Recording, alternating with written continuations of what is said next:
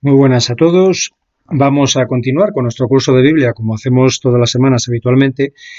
Y para esta semana, bueno, pues nos tocaba meditar los cantos del siervo de Yahvé, de Isaías. Hemos estado meditándolos ya durante la Semana Santa, antes de este triduo pascual, en estas lecturas de la misa.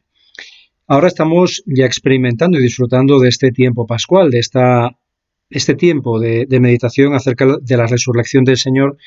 Pero, evidentemente, bueno, pues está claro que sin cruz no hay resurrección y que esa resurrección realmente, bueno, pues el Señor lo que hace es recuperar eso que ya tenía en origen, es decir, ese proceso de esa vida terrena del Señor con esa pasión y muerte, bueno, pues digamos que era necesario y es lo que se nos relata, se nos manifiesta el Señor a través de estos cantos del siervo en el profeta Isaías, era necesario para poder alcanzar esa resurrección. Bueno, pues es todo ese proceso que luego cada uno en su meditación personal puede llevar a cabo.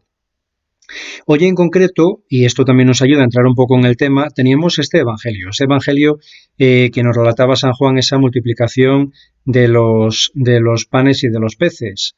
Y nos viene muy a cuento precisamente por eso, ¿no? Porque a través de ese milagro, bueno, pues la gente, como aparece aquí, ¿no? Al ver este signo tan asombroso, decían, este es verdaderamente el profeta que va a venir al mundo. Es decir, ahí veían claramente esa figura del Mesías que ellos estaban esperando ansiosamente. Pero luego dice, Jesús sabiendo que iban a llevárselo para proclamarlo rey, se retiró otra vez a la montaña él solo. Es decir, es esa incapacidad que tenía pues toda la gente, todo el pueblo, incluso los apóstoles, los más cercanos a él, para reconocer en esa figura tan asombrosa del Señor ese siervo doliente, ese siervo sufriente, que era lo que se manifestaba muy claramente en los profetas, en algunos salmos y muy especialmente en el profeta Isaías. Bueno, eso también lo hemos estado meditando en esta octava de Pascua, cuando veíamos ese pasaje de los discípulos de Maús, ¿no?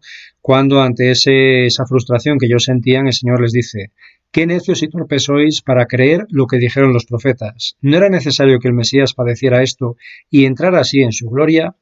Bueno, pues es esto que insistentemente repetía y repetía el Señor antes del momento de la pasión. Ese aviso de cómo tenía que ser pues su misión mesiánica, que era justamente lo contrario a lo que ellos esperaban, que era, bueno, pues esas glorias, esas maravillas, ¿no? De ese rey terreno que iba a ser alabado y ensalzado por todos. Vamos a ver de primeras la esencia de estos 4 cantos del siervo que hemos estado meditando ya. Los 4 cantos tienen un orden cronológico muy claro, refiriéndose a ese mismo personaje, que para ellos todavía pues era muy misterioso, y en concreto, como vemos aquí, bueno, pues sería digamos, serían los puntos clave de cada uno de los cantos, ¿no? Del capítulo 42 de Isaías, bueno, pues ahí se manifiesta esa presentación de Dios Padre en relación a su siervo. En el capítulo 49 se nos manifiesta la misión que va a tener ese siervo de Dios. En el capítulo 50, ahí se muestra ya ese sufrimiento que va a tener que padecer, pero con esa profunda confianza que va a sentir hacia Dios Padre. Y en el último canto, capítulos 52 y 53, bueno, pues ahí ya se manifiesta muy claramente esa pasión de este siervo de Dios, de este siervo del Padre, pero con esa gloria ya tan marcada. No es una pasión sin más, sino que el objetivo es esa gloria. Ella espera esa gloria que va a alcanzar.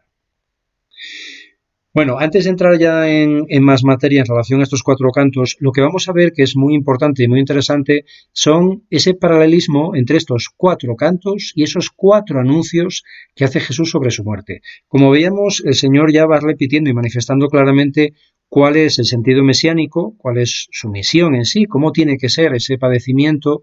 No va a ser un Mesías glorioso, sino un Mesías doloroso. Y de esa manera estos 4 anuncios, por un lado, se manifiestan Pues estamos hablando de 4 anuncios que aparecen en los evangelios. Esto no quita que evidentemente que hubiera más anuncios, pero es muy destacable, por un lado, que estos 4 anuncios que aparecen en los evangelios se manifiestan en el último año de la vida pública del Señor, en el tercer año.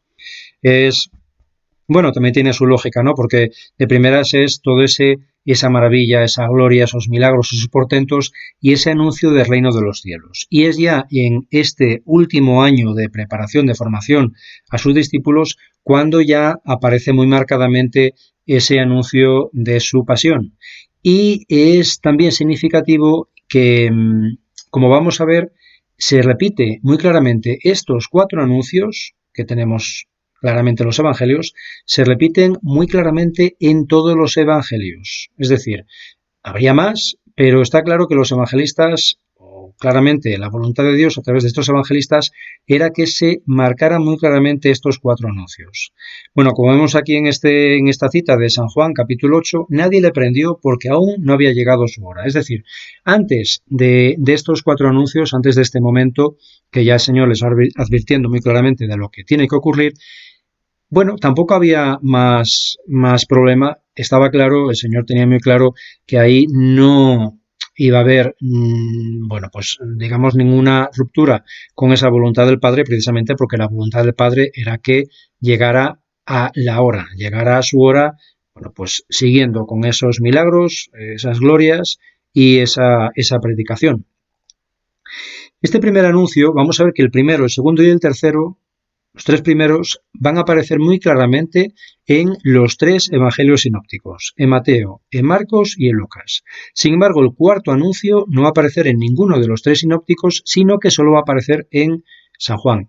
Y sin embargo, estos 3 primeros anuncios solo aparecen en los sinópticos y no aparecen en San Juan. Bueno, no vamos a entrar ahora en lo que hemos visto ya muchas veces de esa diferencia, ¿no?, que hay entre los evangelios sinópticos y el evangelio de San Juan. Bueno, en el primer anuncio, como vemos aquí, aparece en el capítulo 17 de Mateo, 8 de Marcos y 9 de Lucas. Aquí el Señor hace este primer anuncio de su pasión justo después de la muerte de Juan el Bautista. También después del milagro que hemos también visto hoy, meditado hoy en la misa, de la multiplicación de los panes y de los peces, y inmediatamente después de la confesión hecha en Cesarea de Filipo por parte de San Pedro, cuando él manifiesta eso, ¿no? Tú eres el Cristo, el Hijo del Dios vivo.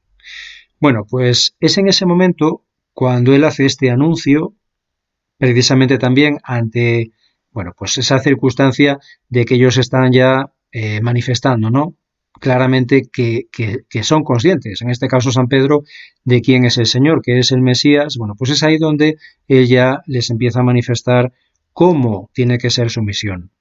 Bien, y es en ese momento también cuando el Señor va a manifestar la necesidad de ir a Jerusalén, pero para eso, para cumplir esa misión para la que vino al mundo, que será morir para dar vida eterna al hombre, de la misma manera como ya se había manifestado a través, como decíamos, del profeta Isaías, además de otras profecías.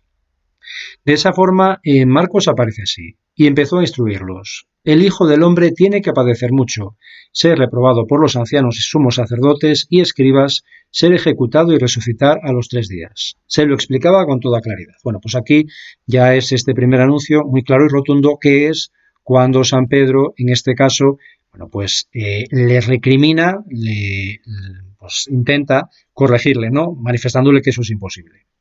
Bueno, el segundo anuncio nos aparece también en los 3 sinópticos, capítulo 17 de Mateo, 9 de Marcos, 9 de Lucas. Y aquí el contexto es en Galilea, y es justo después de la transfiguración, cuando San Pedro, San Juan y Santiago el Mayor han tenido esa experiencia tan impresionante de esa divinidad de Jesús. Bueno, pues según los 3 evangelistas, los discípulos ante este segundo anuncio se entristecieron en gran manera y no entendían esas palabras. Además, tenían también miedo de preguntarle precisamente por eso, porque les impactaba muchísimo pues esos anuncios, ¿no?, de eso que era además tan contradictorio con lo que ellos experimentaban en presencia del Señor. Y en San Mateo aparece así. Les dijo Jesús: el Hijo del Hombre será entregado en manos de los hombres, lo matarán, pero resucitará al tercer día. Como vemos, está clara esa misión, pero también deja clara esa resurrección. Y en San Lucas hay un detalle también significativo, que es que les dice: meteos bien en los oídos estas palabras. Es decir, les insiste mucho en que sean muy conscientes de cuál es el sentido mesiánico de su vida. Tercer anuncio nos aparece en capítulo 20 de Mateo, capítulo 10 de Marcos, capítulo 18 de Lucas. En este momento el contexto es cuando van ya camino de Jerusalén, ascendiendo a Jerusalén para celebrar allí la fiesta de Pascua. Y la declaración ahora del Señor, lo que les manifiesta el Señor, es ya tremendamente preciso. Es mucho más preciso y mucho más concreto de lo que les había manifestado hasta ahora. He aquí que subimos a Jerusalén, y el Hijo del Hombre será entregado a los principales sacerdotes y a los escribas, y le condenarán a muerte, y le entregarán a los gentiles para que se burlen de él, le azoten y le crucifiquen, pero al tercer día resucitará. Así es como aparece en San Marcos. Bueno, pues aquí vemos ya que el Señor da todo el lujo de detalles. Nos podemos imaginar el impacto que esto causaría para los apóstoles y para sus discípulos. Y además, concretamente, porque aquí ya está hablando de la crucifixión muy claramente. Pero así todo, sigue insistiendo en la resurrección. Que tengan claro, y les insisten continuamente, que eso será necesario para que se cumpla también la profecía de la resurrección. En este tercer anuncio, así como cosas también importantes, San Marcos lo que relata es: iban de camino subiendo a Jerusalén y Jesús marchaba adelante. Ellos estaban sorprendidos y los que le seguían tenían miedo. Bueno, pues aquí también se muestra ese miedo, que es lógico y normal, ante esas palabras del Señor, porque eran incapaces de entender eso que el Señor les manifestaba. Y también es significativo que tanto en Mateo como en Marcos se nos relata que es justamente después de este tercer anuncio tan impactante cuando se le acercan los hijos de Zebedeo, es decir, San Juan y Santiago el Mayor, para pedirle esos primeros puestos en el reino de los cielos, en ese reino del cual el Señor hablaba. Y San Mateo además incluye a la madre de los Zebedeos dentro de esta circunstancia.